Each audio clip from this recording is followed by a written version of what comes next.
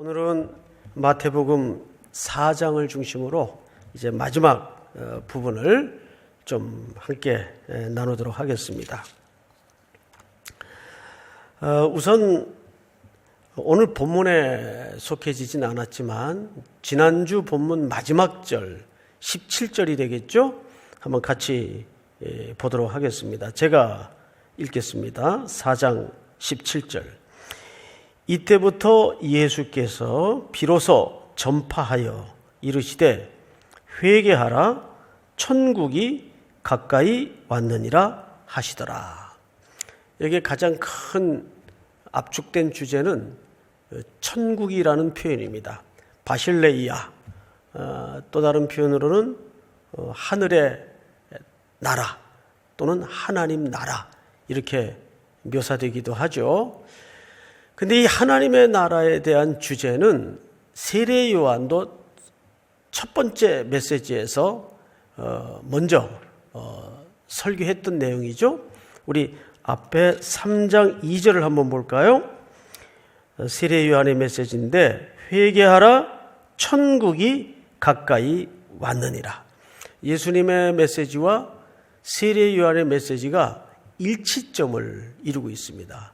그 동일한 주제는 천국이라는 주제입니다. 자, 이 바실레이아, 오늘 이 부분에 대해서 먼저 좀 문을 열도록 하죠. 다니엘서 2장을 한번 띄워주세요. 이 본문을 좀 띄워놓고 설명을 듣고 나서 본문을 좀 읽으면 이해가 빠를 것 같습니다. 예수님이 그렇게 하나님의 나라에 대해서 마태복음에 강조를 하셨는데 그 예수님의 이 이해 속에 담겨진 하나님의 나라의 그 배경은 어디서 온 걸까? 구약 성경에서 온 겁니다. 이미 구약 성경의 다니엘서 2장에 보면 하나님의 나라를 이렇게 설명을 했어요. 이 여러 왕들의 시대에 하늘의 하나님이 한 나라를 세우시리니. 여러분 여기 놀라운 표현이 하나 있어요. 이 땅의 나라들은 저마다 왕들이 여러 명이 있다고 말이에요. 그런데 하늘의 하나님이, 왜 그냥 하나님이 이래도 될 텐데 하나님 앞에다가 어디의 하나님? 하늘의 하나님이라고 소개를 합니다. 이것은 무슨 의도를 담고 있는가 하면 장소적 개념을 강조하고 싶은 거예요. 다시 말해서 장소적 개념.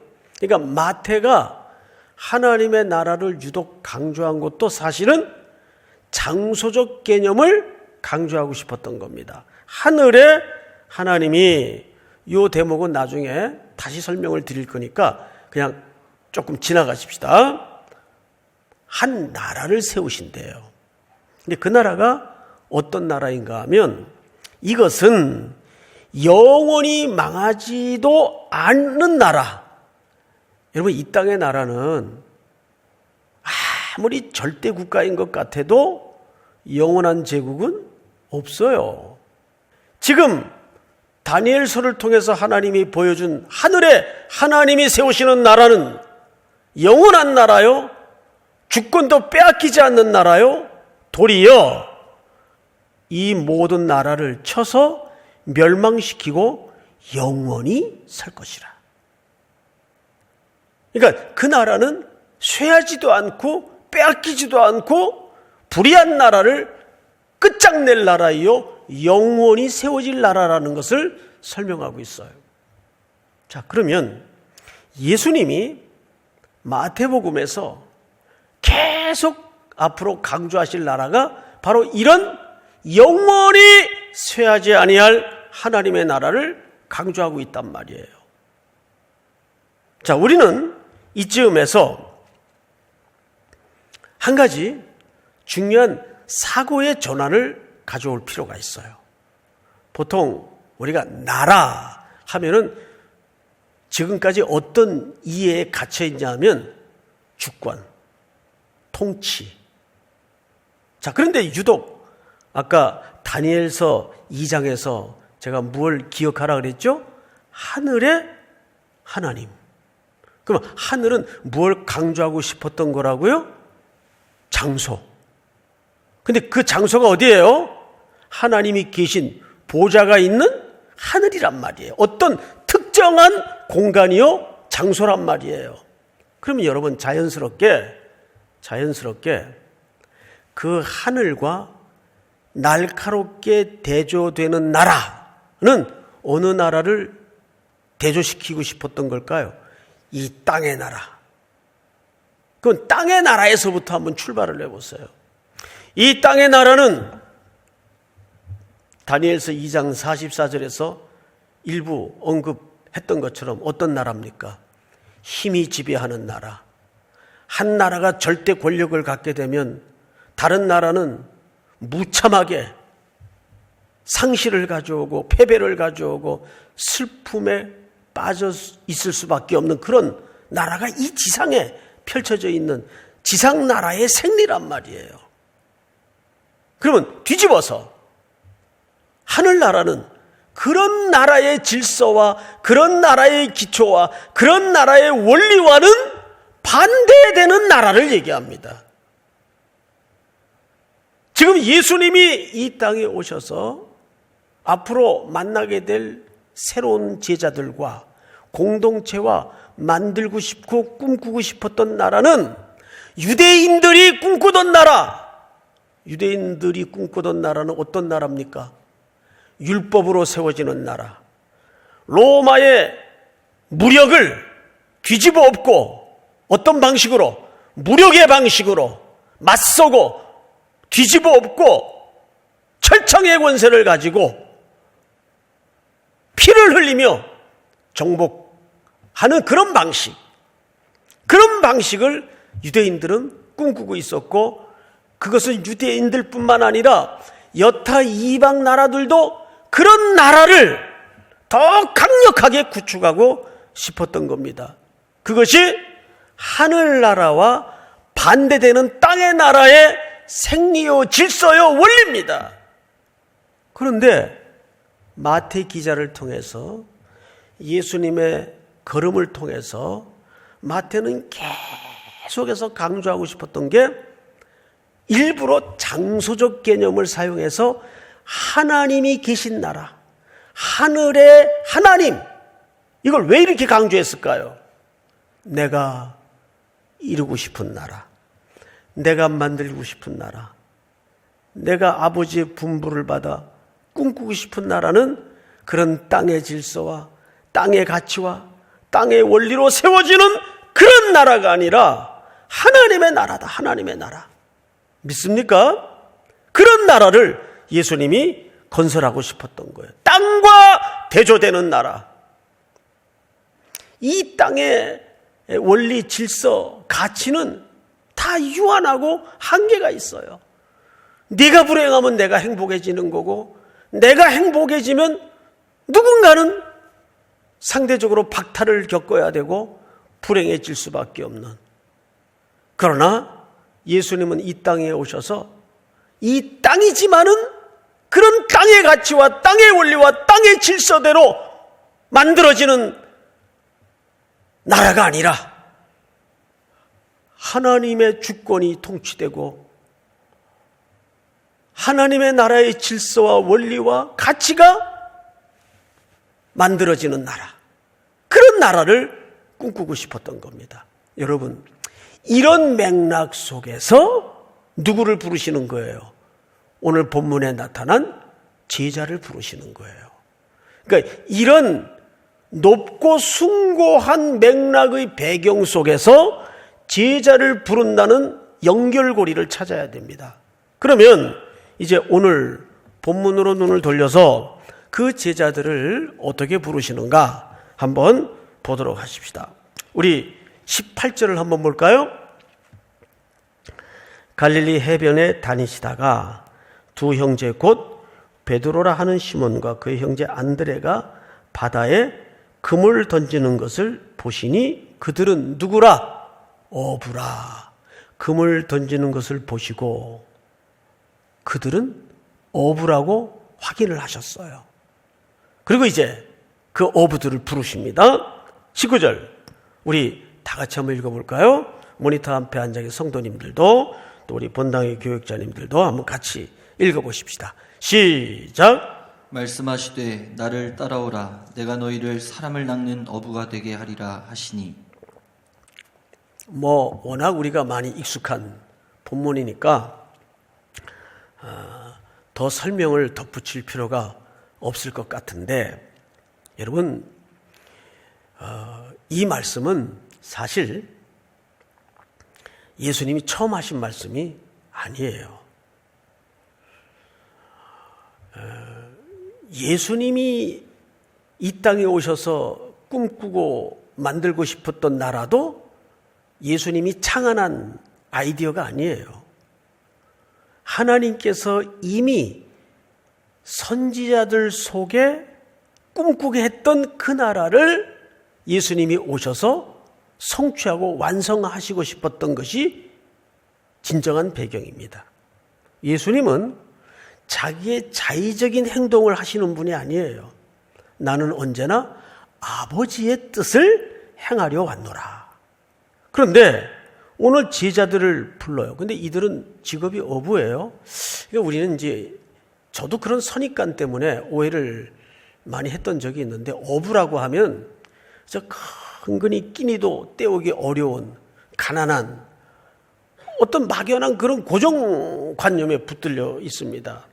그런데 다른 사복음서를 조심스럽게 조밀하게 비교해 보면 이 어부들은 집안에 배도 여러 척에다가 일꾼들을 고용해서 어업을 하고 있던 사람들이에요.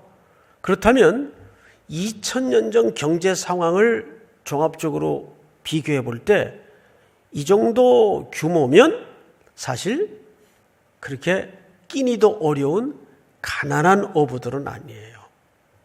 이 얘기를 일부러 제가 왜 하냐 하면, 이들이 모든 걸 버려두고 예수님을 따랐던 것은 그렇게 어차피 이래 주구나 저래 주구나 이런 자포자기하는 마음으로 따랐다는 말이 아니에요. 나름 포기가, 그것도 어려운 무언가 일상을 내려놓는 포기가 있었다는 얘기예요. 그거 없이 주님을 따랐다는 얘기가 아니에요. 근데 문제는 뭐냐면, 예수님이 이들을 부를 때 뭘로 부르셨어요? 사람을 낚는 어부가 되게 하리라. 근데 이 말씀이 예수님이 처음 할 말씀이 아니라는데 중요한 메시지가 있습니다. 자, 이 말씀의 원본을 한번 찾아 떠나보십시다. 우리 예레미야서를 한번 띄워주세요. 자막 떴죠? 여호와의 말씀이니라. 그러나 보라, 날이 이르리니 다시는 이스라엘 자손을 애굽의 땅에서 인도하여 내신 여호와께 살아계심을 두고 맹세하지 아니하고. 15절 한번 같이 읽어볼까요? 시작.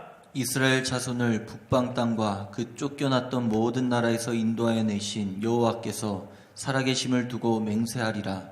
내가 그들을 그들의 조상들에게 준 그들의 땅으로 인도하여 드리리라. 자, 여기서 좀 끊고 갑시다.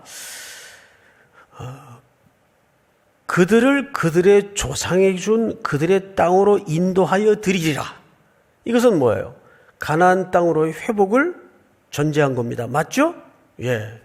포로에서 귀환을 예고한 거예요. 근데 그 다음 절을 보세요. 여호와의 말씀이니라. 이제 차원이 또 바뀌어요. 보라, 내가 많은 어부를 불러다가 그들을 낫게 하며 그 후에 많은 포수를 불러다가 그들을 모든 산과 모든 언덕과 바위 틈에서 사냥하게 하리니. 이게 무슨 얘기일까요? 하나님이 포로로 붙들려 갔던 자기의 백성들을 가나안 땅으로 다시 예루살렘으로 회복시킬 것을 전제했어요. 그러니까 소망이 기초예요. 그런데 그 복음의 메시지에 거역하고 받아들이지 않고 돌아서는 자들에게는 무엇이 준비되어 있다는 얘기입니까? 심판을 얘기하는 거예요. 그런데 놀랍게도 16절을 보니까 그 심판을 15절, 16절 여호와의 말씀이니라 보라 내가 많은 뭐를 불러다가 어부를 불러다가 그러니까 예레미야가 하나님의 명령과 우상 숭배에서 돌아서지 않는 백성들에게는 뭘 하겠다는 얘기예요? 심판하겠다는 얘기예요. 근데 그 심판의 방법을 뭘로 하겠다는 겁니까? 많은 어부를 불러다가. 그러니까 놀랍게도 예레미야가 사용한 심판의 의도와 방식을 어부로 이용했어요. 설명했어요. 그러니까 구약 성경의 어부는 뭐의 상징입니까? 심판의 도구의 상징이란 말이에요. 이해가 돼요, 여러분? 보세요. 내가 많은 어부를 불러다가 그들을 낫게 하며 그 후에 많은 포수를 불러다가 그들을 모든 산과 모든 언덕과 바위 틈에서 사냥하게 하리니. 다음 절 제가 읽습니다. 이는 내 눈이 그들의 행위를 살펴보므로 그들이 내 얼굴 앞에서 숨기지 못하며 그들의 죄악이 내 목전에서 숨겨지지 못함이라. 이건 축복입니까? 심판입니까? 심판을 얘기하는 거예요. 어떤 자에게? 하나님이 포로로 붙들려간 백성들을 예루살렘 땅으로 돌려 회복할 텐데 그때 하나님의 이 희망의 메시지를 듣지 않고 우상 숭배에서 돌아서지 않는 자들에게는 어부를 동원해서 심판하겠다 그 말이에요. 그러니까 구약에서는 어부가 뭐의 도구요? 뭐의 상징으로 표현됐나요? 심판의 도구요? 심판의 상징으로 표현되었단 말이에요. 아모스 4장을 한번 볼까요? 우리 전체가 우리 모니터 앞에 앉아 계신 성도님들 같이 한번 읽어볼까요? 시작! 사마리아의 산에 있는 바산의 암소들아 이 말을 들으라. 너희는 힘없는 자를 학대하며 가난한 자를 압제하며 가장에게 이르기를 술을 가져다가 우리로 마시게 하라 하는도다. 이런 자들에게는 주 여호와께서 자기의 거룩함을 두고 맹세하시되 때가 너희에게 이를지라 사람이 갈고리로 뭐 하는 거예요? 낚시하는 거예요. 갈고리로 너희를 끌어가며 낚시로 너희의 남은 자들도 그리하리라. 여기에서도 어부, 낚시 전부 이 개념들을 무슨 설명을 할 때 사용했습니까? 심판. 이게 구약의 원형의 메시지예요. 이 누가 한 얘기예요? 선지자가 한 얘기예요. 그런데 오늘 본문에 예수님은 제자들을 부르시면서 그 제자들로 하여금 사람을 낚는 어부가 되게 했다는 말은 그들을 심판하겠다는 얘기입니까? 살려내겠다는 얘기입니까? 살려내겠다는 얘기예요. 이것이 심판을 무엇으로 바꾸시는 주님의 은혜입니까? 용서와 회복과 구원으로 바꾸시는 주님의 은혜라는 거예요. 믿습니까, 여러분? 구약은 어부, 낚시, 이 전부 무슨 모드예요? 심판의 모드예요. 그리고 그 심판 아래 우리는 다 죽어 마땅한 백성들이었어요. 근데 예수님은 바로 그 죽어 마땅한 생명들을 다시 회복시키시고 치료하시고 살려내기 위해서 제자들을 부르시는데 그들에게 뭐라고 얘기를 해요? 너희로 하여금 사람을 낚는 어부가 되게 하리라. 믿습니까? 이것이 우리가 오늘도 그리스도에게로 부름받은 이유이며 소명의 근거라는 거죠. 목적이라는 거죠. 우리 지지난주에 말씀을 통해서 세례 요한에게 예수님이 세례를 받으셨어요. 그래서 우리는 한 가지 놀라운 사실 앞에 무릎 꿇을 수밖에 없었어요. 그렇구나. 성령과 불로 예수님은 이 땅에 우리를 심판하러 오신 분이 아니라 우리가 마땅히 죽었을 그 심판을 십자가에 대신 죽기 위해서, 대속의 제물로 대신 죽기 위해서 오셨다는 것을 설명하기 위해서 기꺼이 죄 씻음의 상징인 세례를 세례 요한에게 영적인 퍼포먼스로 받으시는 거예요.